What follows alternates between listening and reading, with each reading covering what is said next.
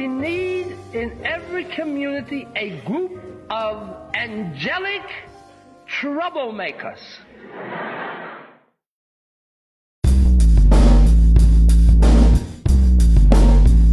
Social justice, power our world, power our world, power our world. Social justice, power our world, power our world, power our world.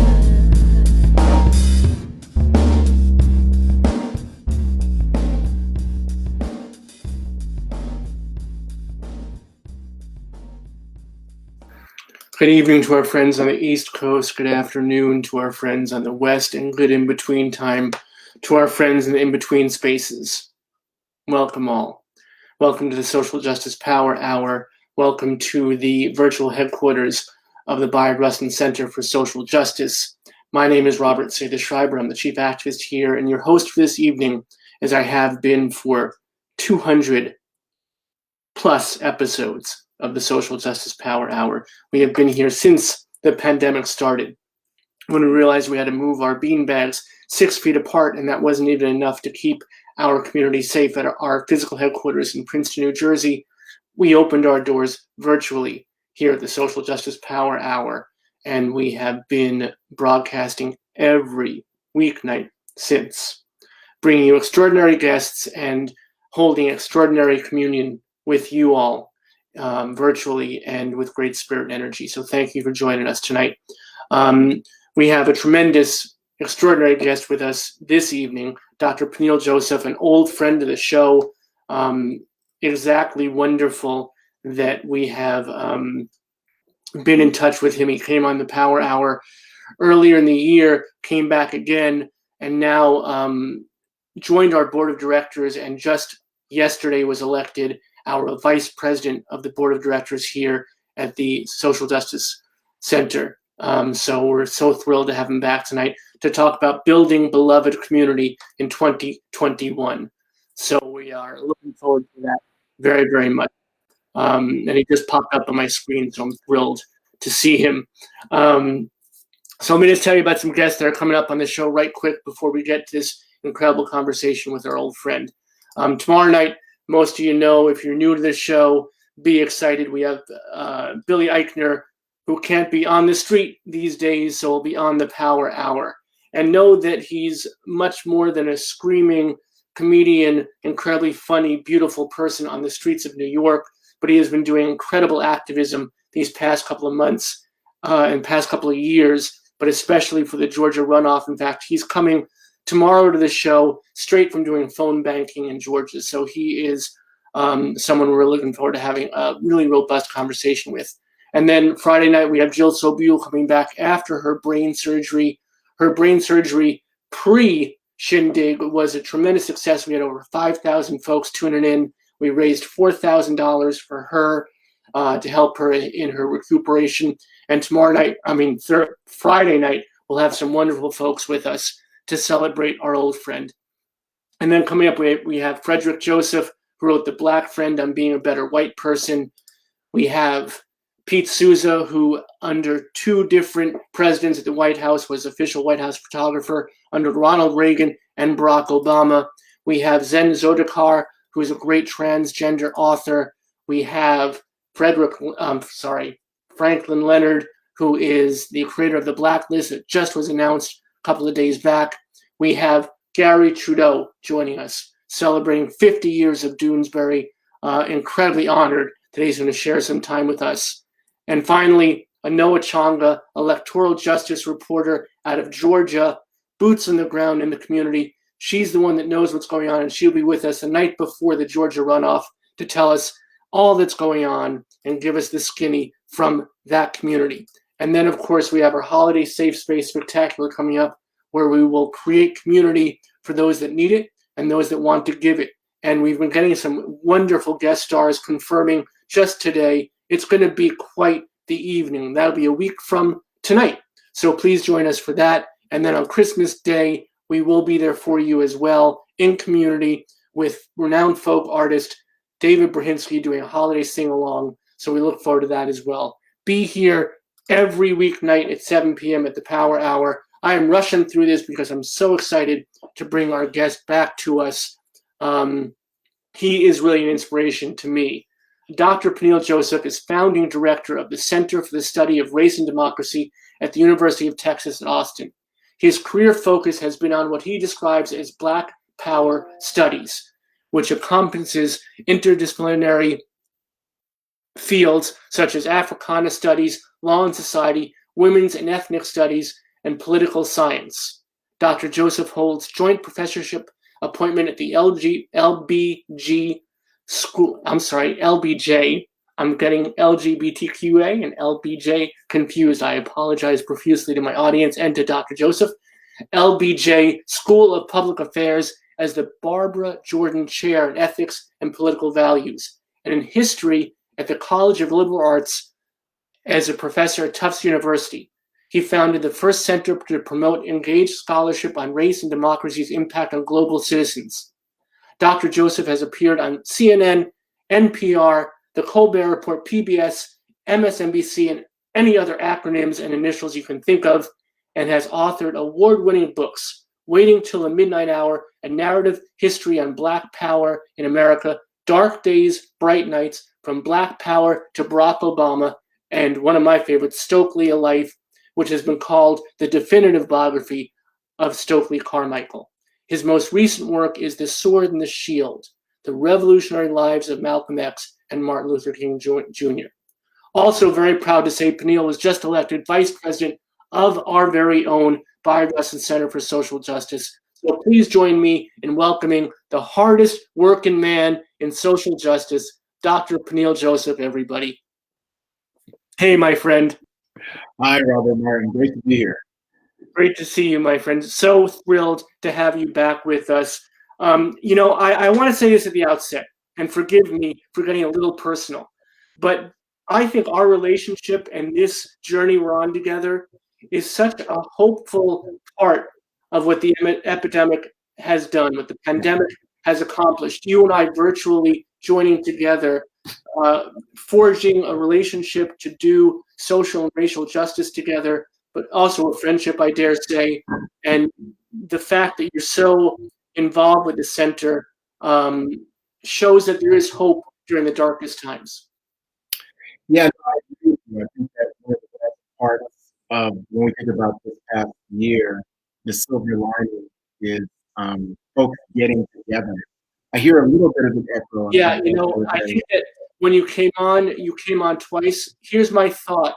Why don't you log off and log back on real quick so we get rid of, Right. let me try something first on my end before you do that, just so we don't mess around. We're going to reload. We'll be gone for a split second. All right. Let me see if I can. Yeah, that's better. He'll come right back, folks. No worries. Sometimes, folks, when guests come on twice, there's an echo chamber. So we'll have Dr. Peniel Joseph back with us in just a moment with much better sound, because you want to hear his voice. You want to be able to see and hear. So let's try that. This is crazy. No, so nope. We're gonna work this out. No worries, everybody. Stay tuned, true believers. There's always a little bit of you. So we will have him back in just a moment. Yeah, there you go. That's a beautiful thing. There you go. Now I'm good. My friend, worth the wait. Yeah. So you are indeed the hardest working man in social justice. I turn on my TV, I see you there. I read an article in CNN or in the Times, or how do you do it? I'm thinking about these issues all the time, and like you, I think all of us have been doing this work. Some of us are parenting while doing it. We're taking care of older parents as well. So there's generational work. Some of us are taking care of just people who are either biological or chosen kin, right? And just taking care of people. But I definitely feel like you and what the Rustin Center does and the Center for the Study of Race and Democracy, trying to amplify our voice and amplify the good. When you started, you were talking about just how the pandemic has brought all these people together, people who might otherwise have not gotten together. And I do think that's been one of the best aspects of this, these ripples of hope that are coming from this pandemic that has really transformed the United States and transformed the world. I don't think we would have had the election outcome we've had, not only without the pandemic, but without the George Floyd protests and the Black Lives Matter protests. Time magazine had Biden Harris as persons of the year, but really the person of the year, the entity of the year, it's really BLM and the fact that the lives of Breonna Taylor and George Floyd, Ahmaud Arbery, so many different folks who've been lost did not die in vain, right? That was the game changer. I truly believe even with the pandemic and even with the most racially divisive election in American history, and that's saying a lot because of our history, without the 15 to 26 million people who came out to protest for Black citizenship and dignity. And in doing so, really they were protesting for intersectional justice for all people. We would not have had this election outcome, and we wouldn't be talking about the big issues and the big hopes for change at the local and national and really even global level that we are talking about. And I mean, that's something we talked about on your first visit to the show months ago. It seems like a lifetime ago. But the fact that this intersectionality, a term that is relatively new, 89, I think Kimberly Crenshaw first adopted the term, right? So, a baby as far as terminology is concerned. Yeah.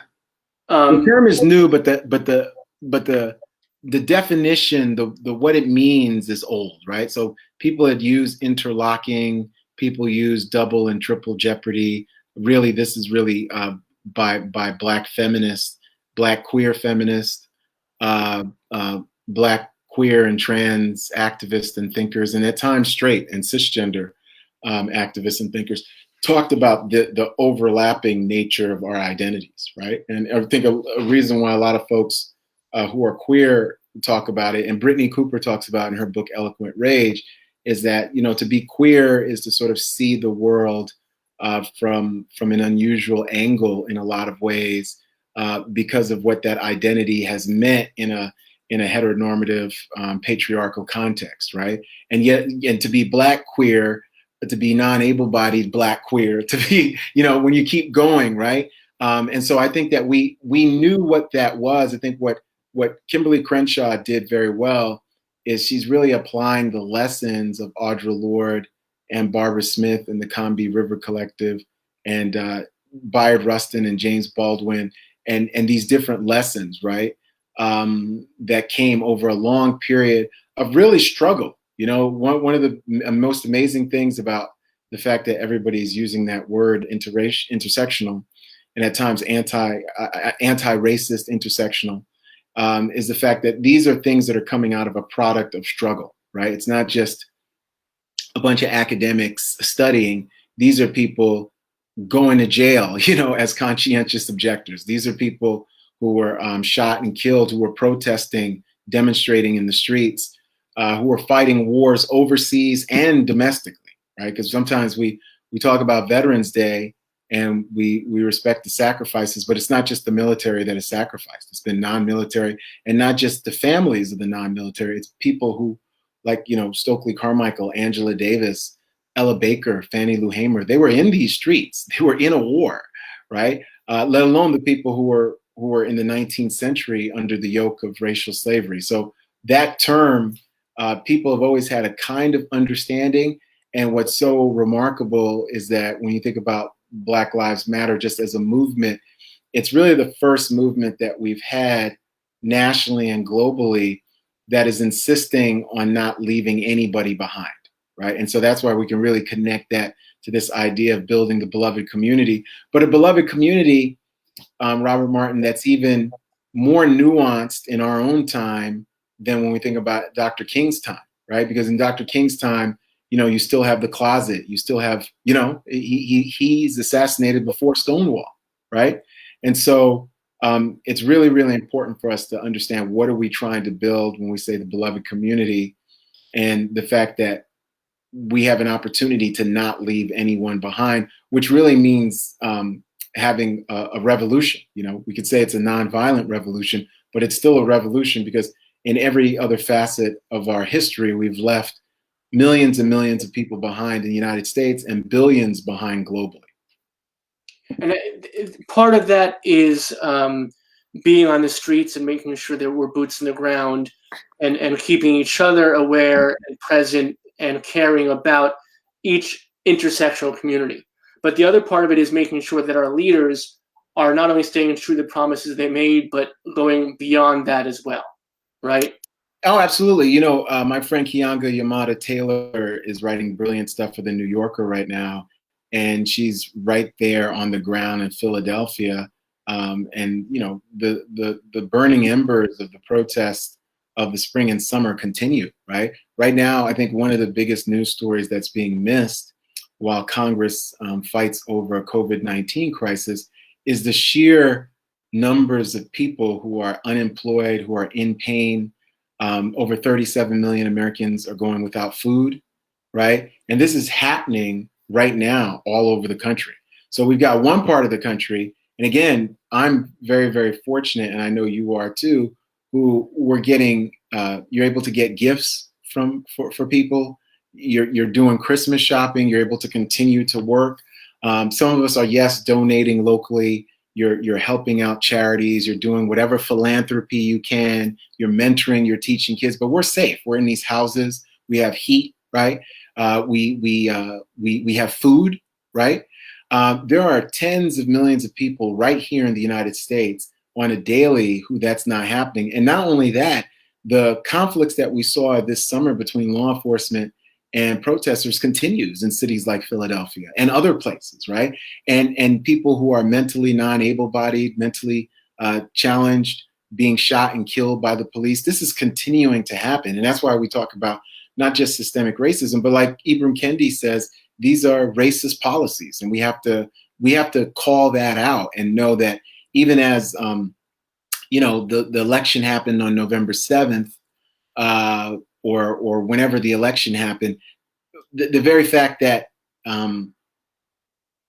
Biden-Harris has won doesn't mean that the turmoil that we were experiencing is somehow over. It's happening.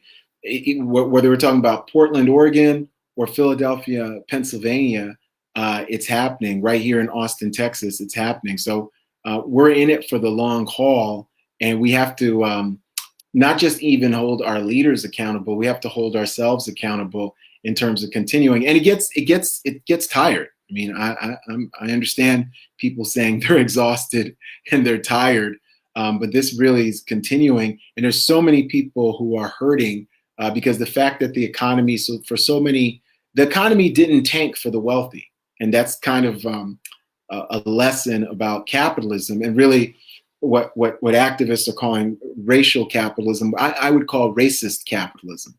And this idea that, our global economy is rooted in racial slavery and has never operated equally, right? But the economy didn't tank for wealthy people. It hasn't tanked for Amazon, for Bezos, for Facebook, for social media titans at all. In fact, they've gained wealth. The economy has tanked for people who are part of the gig economy. You're working for Lyft, you're working for Uber, you're working in the meat packing industry, you're working in a grocery store, you're working in the restaurant industry, you're a home health care worker. The economy is tanked if you were working at an amusement park, if you were working in hospitality, right? Those are the ordinary people, disproportionately people of color, a lot of times disproportionately LGBTQIA folks of color too. Let's face it, right? And so those are the people we should be remembering. And even this stimulus package that they're trying to do, Robert Martin, it's not enough by far, right? It's not enough by far. I mean, people should be getting $1,000 a month in a universal basic income, and they should be having unemployment extra checks in an unlimited fashion, where until the crisis is over, that's when you stop the checks, right? You stop the checks after the crisis is over. You don't just pick an arbitrary date and say, well, in March, things are going to be better. How do you know it's going to be better, right? We have all these millions of people out of work. You have all these people unemployed. You have certain parts of the economy, we're not sure if they're ever going to come back, right? We have certain small businesses, we're not sure if they're ever going to come back and be able to employ people, let alone the proprietors themselves. So we're in a lot of trouble. I think the hopefulness of this moment is, I think so many people like yourself who are committed to social justice are trying to craft these networks, right? And these networks that are really hugely important, because they go beyond just voting, because people want us to just organize only during elections, but that's a failure of the imagination, right? Because the world continues before these elections and the world goes on after these elections, right? So these elections are a kind of marker of time, but they're not the game changers that we all want. The only way we can make that happen is by organizing and, like you said, taking it to the streets ourselves. We have to be out in the streets, and hopefully now with a vaccine in the new year, we'll all be able to gather next year, God willing, in a different way. And it seems like all the heroes these days, and there are many, are on the streets. They're not our leaders.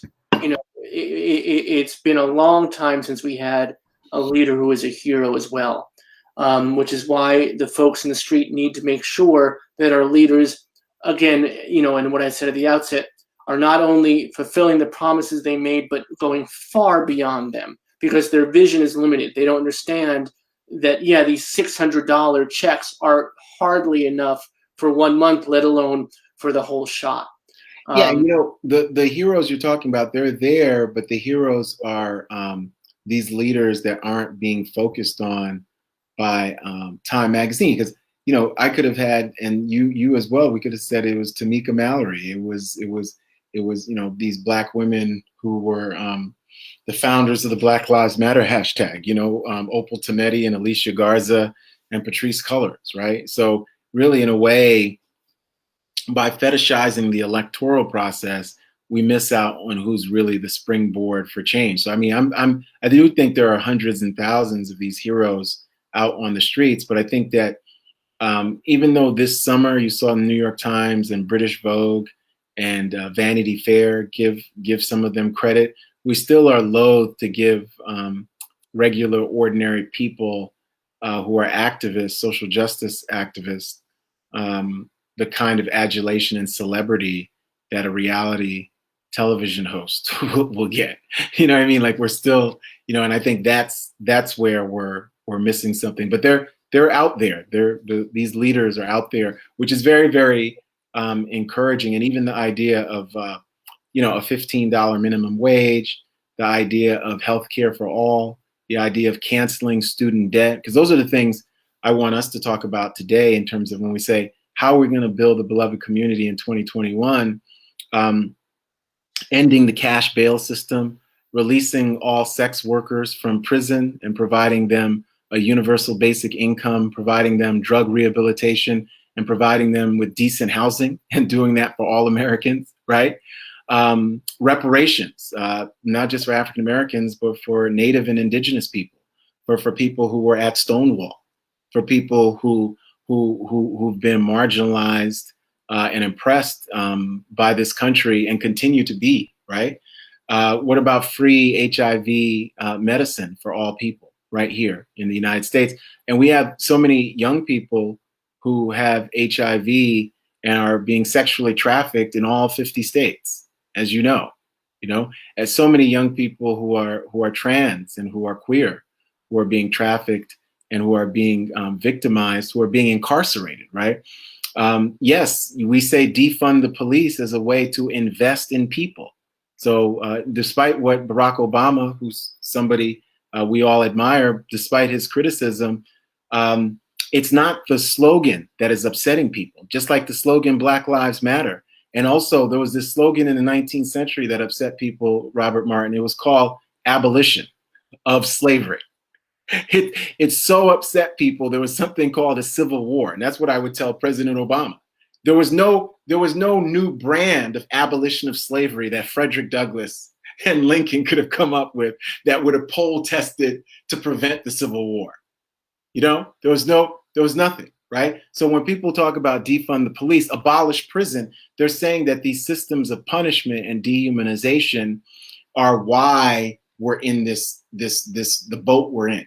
And the only way to end that is, instead of funding law enforcement to such an extent that you have all these people who are homeless on the street, that you have all these people who cannot get the help and the assistance that they need, let's invest in those people instead, right?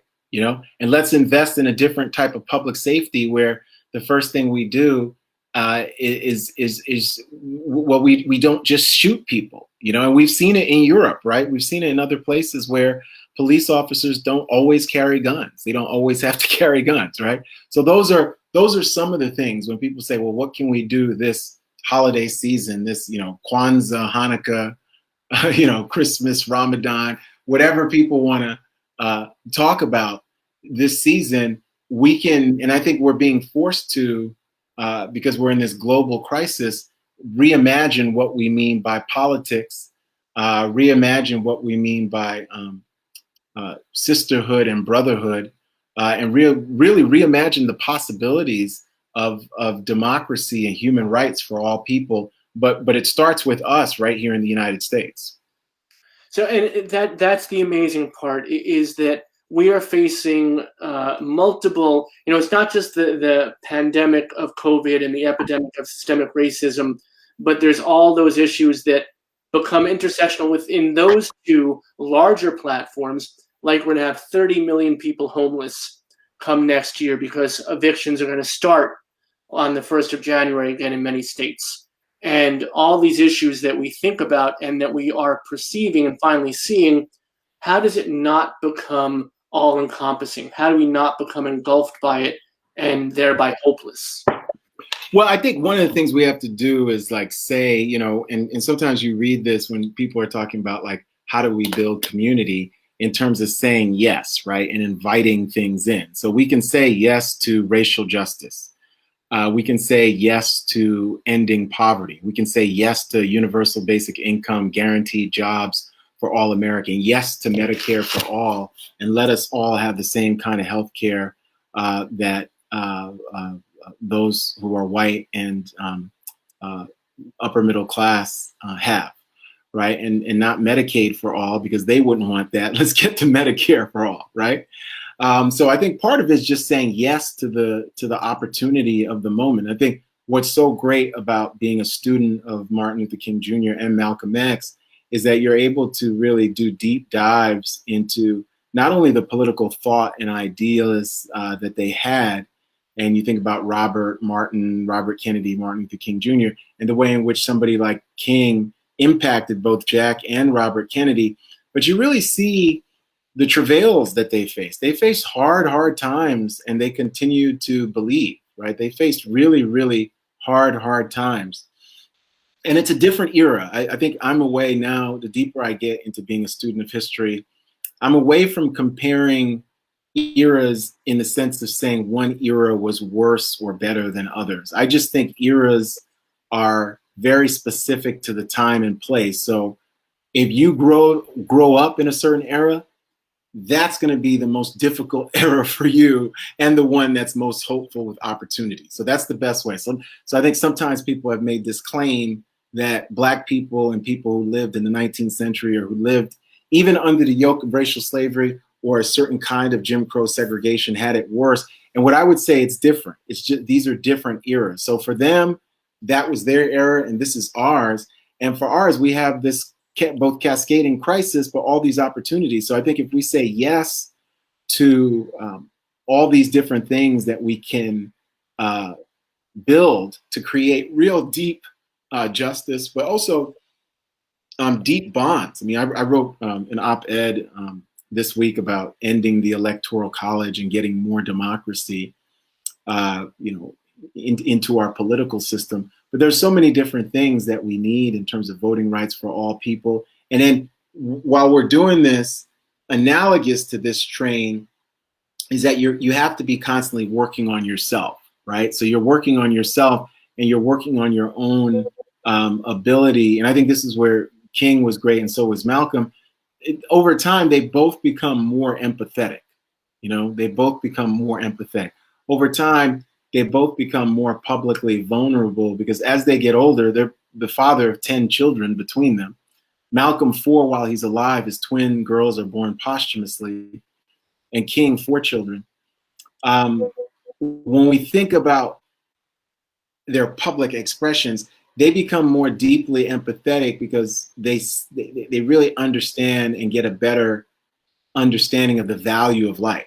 And I think as I've grown older, I've been fortunate to live past the age of 39 as those two, and as a parent, as a partner, as a son, as a brother, as a friend, as a human being, just think more deeply and empathetically about the challenges that we all face and that people are facing. And when you think that way, you really do become more open and vulnerable to change and transformation and just wanting an end to the suffering that so many people experience. Because one of the things King talked about, this idea of the world house, that we were all tied together in a single garment of mutual destiny, and that injustice anywhere was a threat to justice everywhere, right? So once you really mean and consider that, you really understand it. And it takes time. Some people get it earlier. I think for most of us, it takes decades and decades to really understand.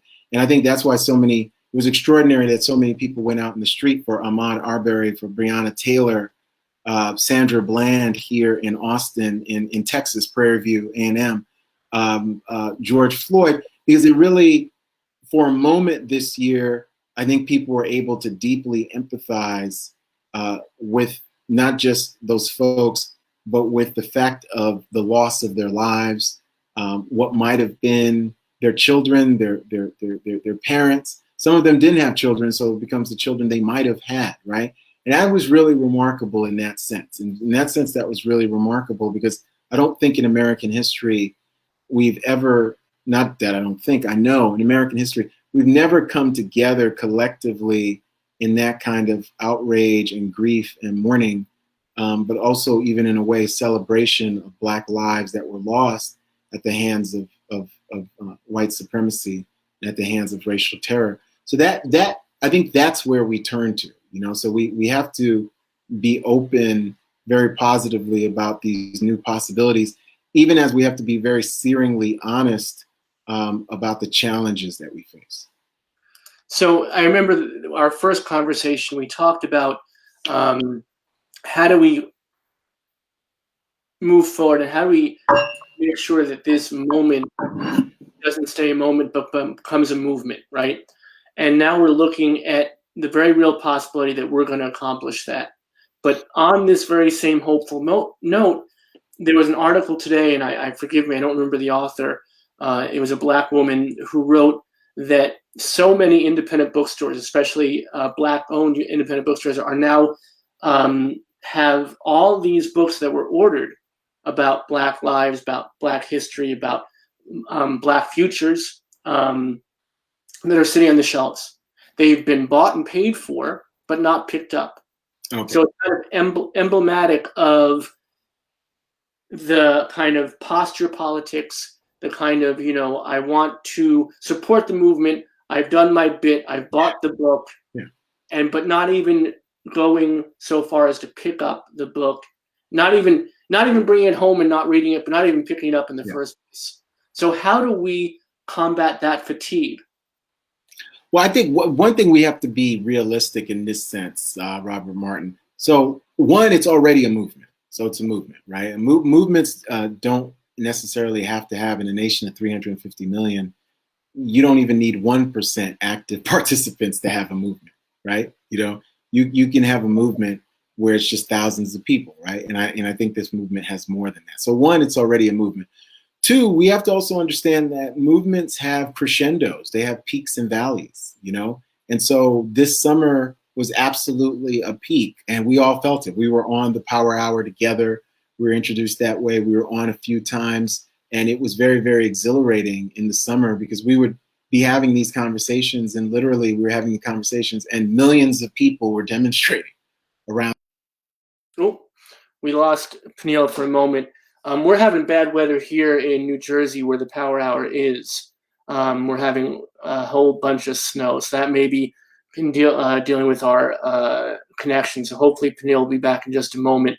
I have no doubt that we'll have him back. But in the meanwhile, before we get him back, here is the book that his most recent book, and all his books are worth getting. The Sword and the Shield is the most recent one.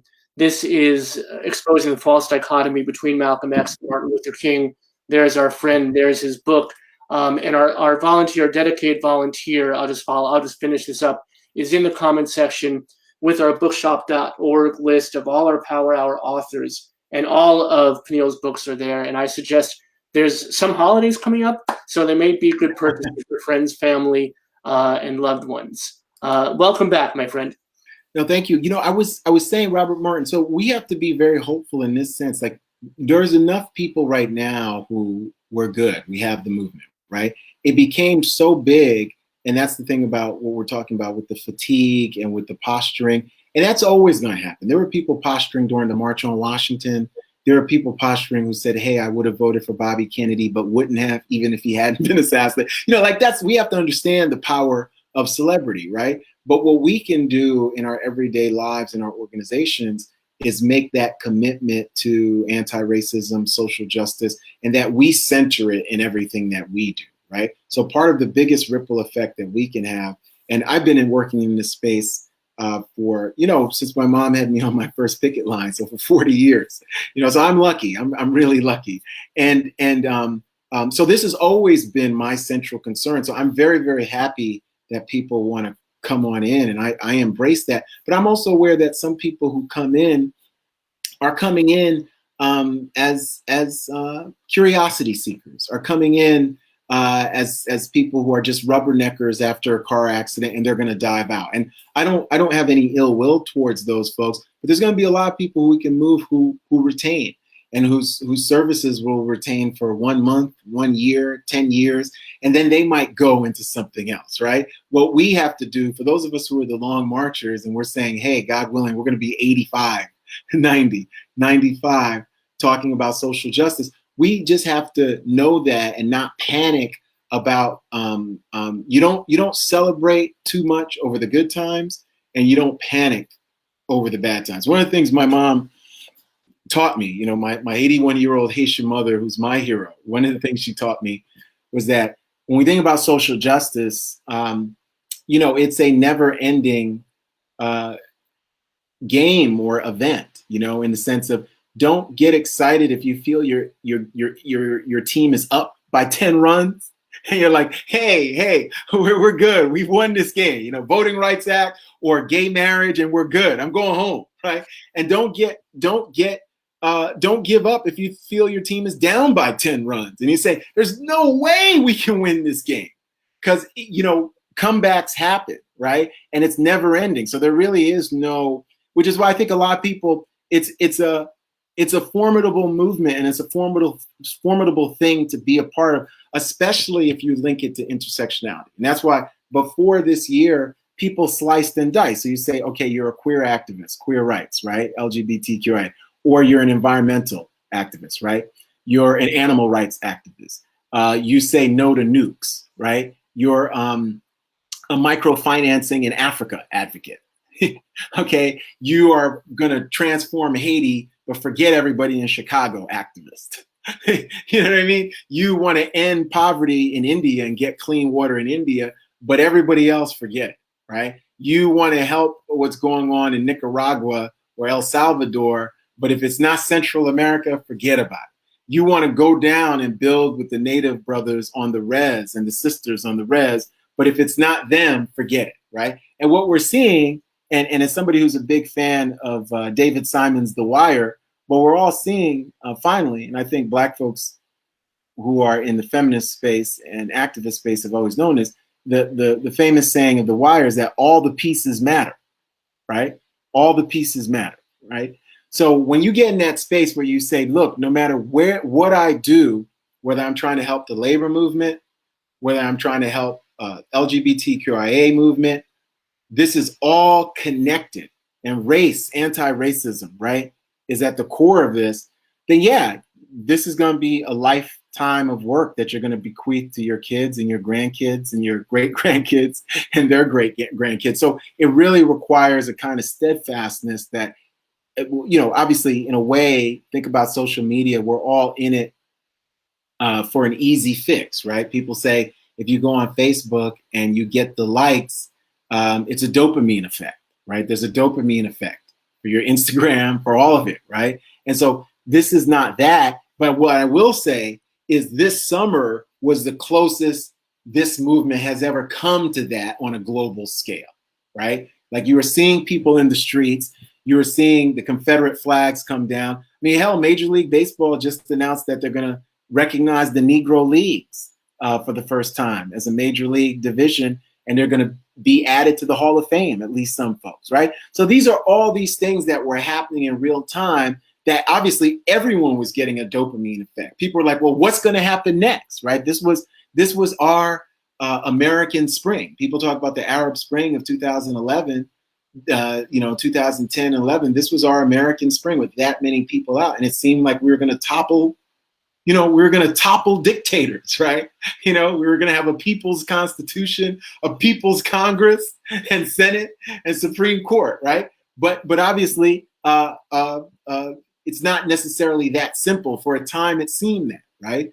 I was on Chuck Todd Meet the Press Daily in June during the same day that Philadelphia, there was like 80,000 people who came out. And when they do the data, that was the day of the high point of the most people in one day, right? Aggregate, it's 15 to 26 million people, but that's the day, the most people. And the newscasters and stuff were asking me, well, what the hell is going on? Right? Like, you explain it to us, Professor. That's how it was. What do these people want, right? Right? And so from that point, it was always going to be very hard to sustain that interest because of those protests. You had Ta-Nehisi Coates being able to edit Vanity Fair. They weren't calling him to edit Vanity Fair before George Floyd, right? You had all the folks saying BLM hashtags on Instagram, millions of people, right? Millions of people. You had donations, you had all this different stuff. So we have to remember that those are the high points, and now the real root work continues. And I won't say begins, it continues, because this is a movement, it's not a moment. And I've always been saying this. Everyone who keeps on saying, well, what happened in the 60s? What happened to the movement? The only reason they say that is that they're not involved in any movement, right? Right? If somebody says, the high point of LGBTQIA was Stonewall, it's like, no, it wasn't. It is a huge high point, but that movement continued. And there was a movement before Stonewall, right? And that movement continues. Now, if you're not a part of that movement, you might say to yourself, hey, where are the queer activists? And it's not that they're disappeared, you just aren't part of it. And so that's what's happened with social justice, BLM, all these different movements, this racial justice movement. It continues, and it's going to continue long after there's going to be less media attention. Because again, we were always only going to get so much media attention unless somehow we change the parameters of who owns the media, right? We're always going to get, unless we can say, look, we have amassed enough resources where my center, your center can get, the $10 million endowment and fully staffed and stuff, right? There is a world where that's a possibility, and we have to make it into being, but we're always the underdog because we don't have the resources that control levers of power, right? And that's on purpose, right? But we can continue, as long as we continue the work in our own sphere. And one of the great parts about this year is getting connected, like we got connected with different people who are doing very similar work in different locales, right? And so there's more power in leveraging those voices collectively than in standing in your own silo. And that's what's so phenomenal about this, and it just reminds me, I see Jonathan Ide's book behind you, Muhammad Ali, and we had him on the Power Hour. By the way, Peniel does an incredible podcast. Race and Democracy, yes. Which you honored me by asking me to be a part of. Yeah, no, it was a great show. Jonathan was on there too. He's brilliant. You're brilliant. It was awesome. Yeah. So it's amazing how we can now find these connections, because Muhammad Ali was an incredible figure that people don't realize. He wasn't just a fighter. That was a small piece of who he was. No, absolutely. Yeah, no, I mean, yes, these connections, this is what we need to grow, in the gardens that we need to tend. And there's so many that have been building, I'm sure, right there in Jersey too. In Austin, we're doing amazing things are happening here. And so I do think, again, this is a movement already. And it's a matter of how do we translate and leverage that into even more justice for all of us. So let's talk about journeys. Let's talk about how we learn. I'm thinking about, you've mentioned Robert Kennedy a few times, and he grew exponentially throughout his career and his personal life, opening up his vistas, opening up his ideas about who people were, what they represented, and he would have blossomed into probably one of our greatest presidents had circumstances allowed. Yeah, no, absolutely. I think that Bobby Kennedy definitely grew. I mean, you know, the meetings with Martin Luther King Jr., his brother's assassination, going down because of Marion Wright Edelman to Mississippi, and witnessing the poverty in Mississippi really helped to transform him. So when he was running for president in 1968, an 82-day campaign before his assassination in California, after winning the California primary on June 5th, 68, he was absolutely talking about, really in a lot of ways, what became the Barack Obama coalition, a coalition of young people, a coalition of Black and Latinx and Indigenous and Asian and white coming together to have a much different vision of American democracy. And it's interesting because McGovern then tried to talk about it, and many candidates continued to try, but it really took Obama, and Obama in 08 got the most votes in American history. And you know, the Biden-Harris coalition is very interesting, because I think that coalition of the 81 million has really been a coalition of conscience that was created out of circumstances. But I think the reason why that coalition came together primarily is because of BLM, and not even just COVID-19. I think that without the George Floyd protests, that the current president would have been reelected. As sad as I am to say that, he would have been reelected, because I don't think that without the George Floyd protests, there would have been that coalition of conscience that was really got together and said, hey, they're going to stand for something different, even as they have disagreements among them. And you got the 81 million to 74 million. I don't think without the protests, any candidate opposing the president would have been able to craft 81 million people.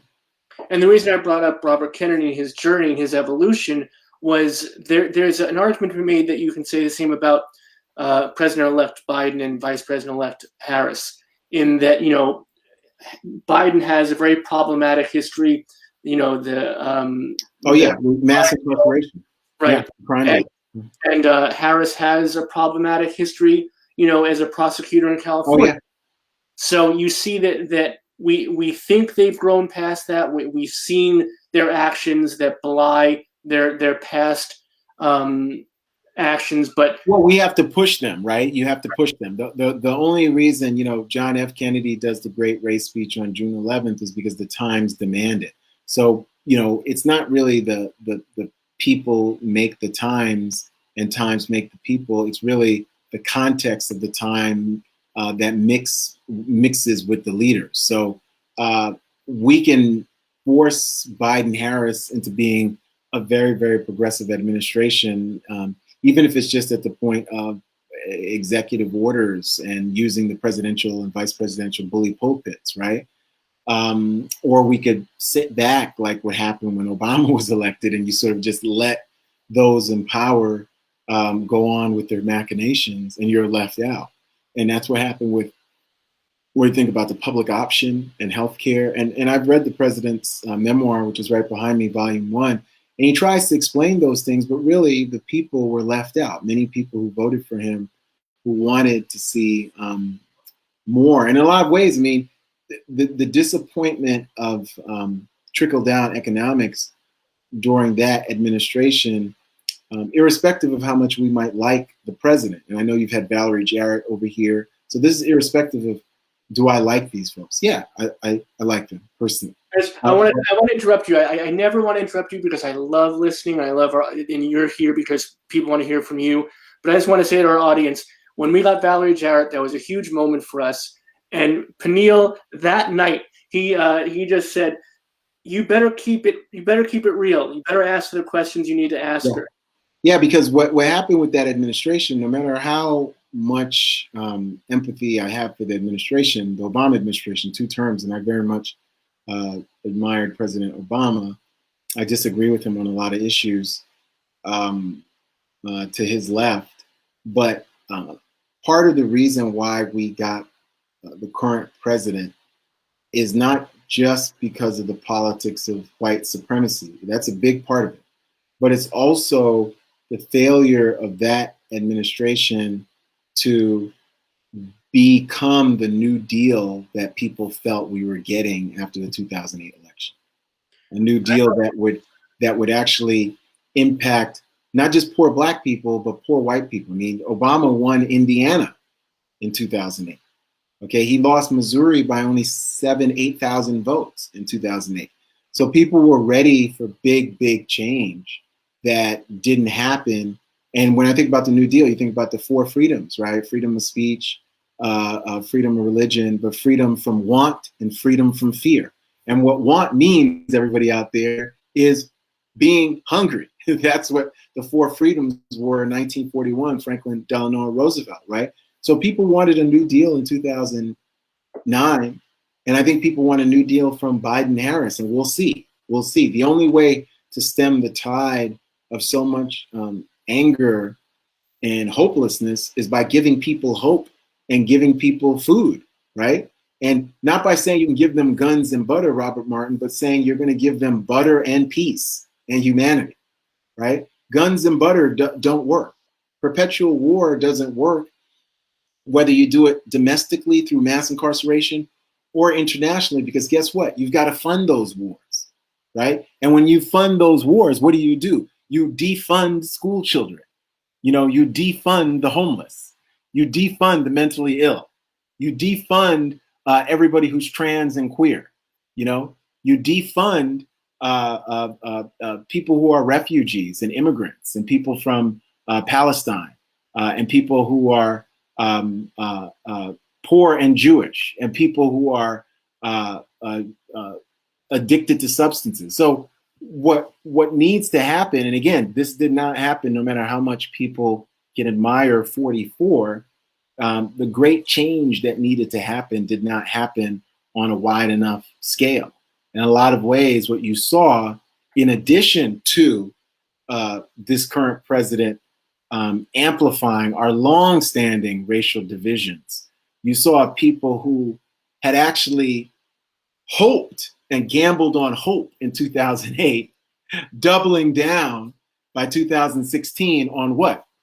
On division, on white supremacy, on systemic racism. So it's important for us to hold ourselves accountable. And I think that as much as I admire the memoir, it's a 700-page memoir that I read over the Thanksgiving break. And I read, you would have loved this because Bobby Kennedy was in it. I read a 650-page biography of JFK by Frederick Logevall, about JFK in the American century. And that only goes up to 1956, but you know, Bobby's in there too. It's a brilliant biography, and Obama's book is brilliant, but there wasn't really any mea culpas from the president. It's really, really well written, well done, but it's a complete defense of what he did. And from his perspective, there was sort of no other outcome. You know what I mean? And what people wanted and desperately wanted when he talked about si se puede, right? Taking that from Cesar Chavez, yes, we can, was they wanted that New Deal for all, you know, and that's what I admire about, you know, the people like Rustin, but Audre Lorde, they were making this argument that we didn't have to leave anybody behind. And that is a truly radical revolutionary argument, right? That the folks in Jersey who are homeless, who are in Austin and Texas who are homeless, what if we lived in a world where we didn't have to leave any of them behind? We didn't have to say, this person who needs to be taken care of, we just can't take care of them because we have a deficit of love and empathy and resources for that person. What if we said we have reservoirs of love and empathy and resources for that person in these communities, right? And that's what's so great about the idea of a beloved community.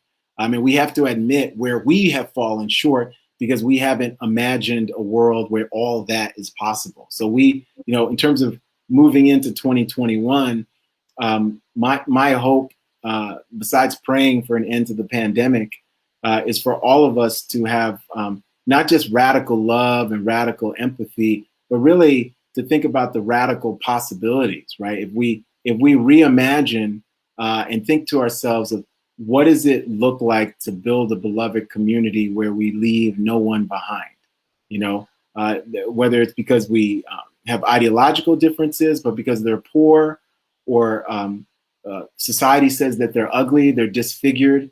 One of the biggest things that broke my heart in 2014-15 during Ferguson and the uprisings is that media were interviewing young people who were burning the Quick Mart, and they were interviewing teenagers in Ferguson who had no teeth, missing teeth. And they were missing teeth because their teeth were rotting because they weren't getting access to dental care and oral hygiene in the richest country on the nation, on the richest country on the face of the earth, right? Because they were Black and they were poor and they lived in Ferguson, Missouri, right? Now that should break everybody's heart. That shouldn't take 2020 and murdering more people for us to say, I want to help that person, right? And it shouldn't take individual philanthropy. We can't count on Bill Gates and Jeff Bezos, right, to do it, right? It's got to be collectively we rise or fall together. We can say they need to pay more taxes to help all of us, but we can't just say they'll fix it, right? The Gates Foundation, they're going to set up the vaccine. It's like, how come we're not setting up the vaccine, right? With our taxes, right? With our infrastructure. So we have to think in 2021 about these radical possibilities, how we can reimagine what we think of in terms of humanity and human rights and justice, where we're not going to leave anyone behind. That's a beautiful thought. And gosh, I want to end by thanking you. One, I want to say congratulations for being elected our vice president of the board at the center. Oh, thank you. It's an honor. That sounds, for us, it's such an honor for us to have you.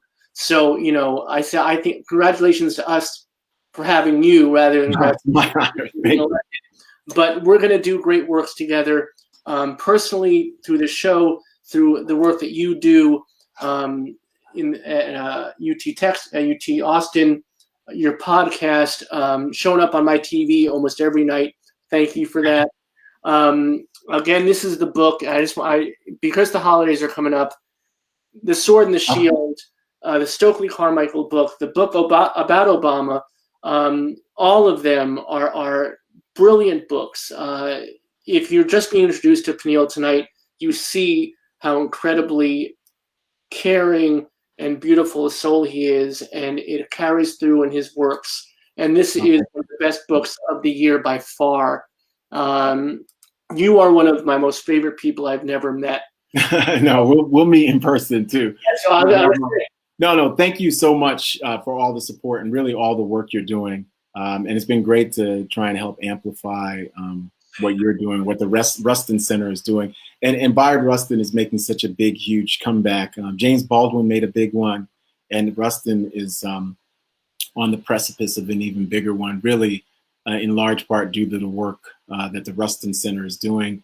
But I know Hollywood is coming to call too. So Rustin has such an amazing story that's gonna happen. So I want to say that when safety and sanity allows, everybody, folks out in our viewing audience, you watch out, because Peniel and I are going on tour. We're going to hit the nation, so watch out. These two handsome men are going to hit your local theater. We're going to be doing a lot of good together. But before that, you'll be back in the Power Hour. I want to invite you back within the first 100 days, the administration, and let's keep them honest. All right, my friend? Oh, no, absolutely. We have to.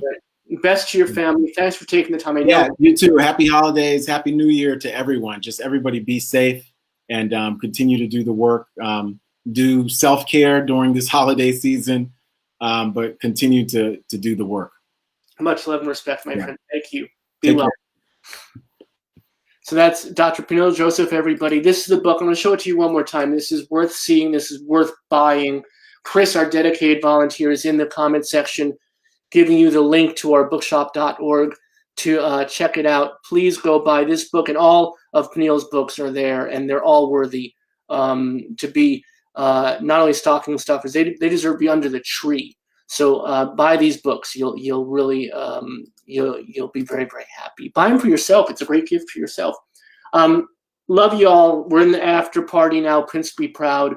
We'll see you tomorrow night. Billy Eichner, everybody. So be here for Billy, not on the street, but on the Power Hour. Until then, we'll see you in about 22 hours and 55 minutes. Take care of each other. Take care of your families, chosen or otherwise. And as Peniel said himself, self-care. Take care of yourselves, my friends. We love you all, and we appreciate you being in beloved community with us. Until tomorrow night. We need in every community a group of angelic troublemakers.